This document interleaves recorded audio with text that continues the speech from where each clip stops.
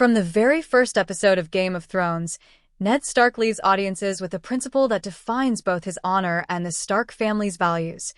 The man who passes the sentence should swing the sword.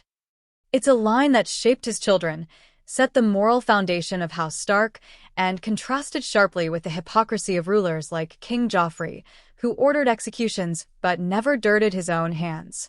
Yet, in an ironic twist, Ned's youngest daughter Arya spends much of her journey breaking that very rule, before ultimately coming full circle and embodying it in her own way. Arya and the Ghost of Harrenhal. Arya's arc in Season 2 places her in one of the most morally complex positions in the series. Captured and taken to Harrenhal, she strikes an unlikely bargain with Jaqen H'ghar, the faceless assassin whose life she saved. Jaqen offers her the chance to name 3 people who will die at her command, a gift Arya uses to dispatch tormentors like the Tickler and Ser Amory Lorch. But here lies the contradiction. While Arya is the one passing the sentence, it is Jaqen who swings the sword. Safe behind the shield of another killer, Arya distances herself from the blood she orders spilled, betraying Ned's core lesson without even realizing it. Her decisions echo her father's words, but the responsibility of execution is outsourced, a quiet contradiction that underscores her immaturity and desperation at this stage in her journey. Braavos and the problem of obedience. Years later, Arya's training in Braavos reverses the formula. At the House of Black and White, she learns to kill with precision, but her targets are assigned by the faceless men.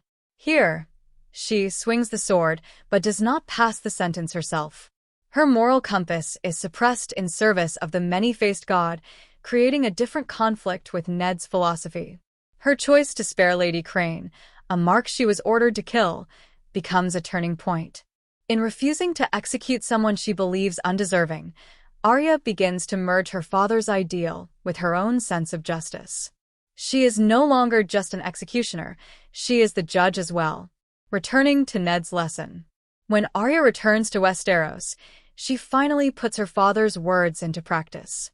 Her brutal vengeance against Walder Frey, the orchestrator of the Red Wedding, is both personal and symbolic.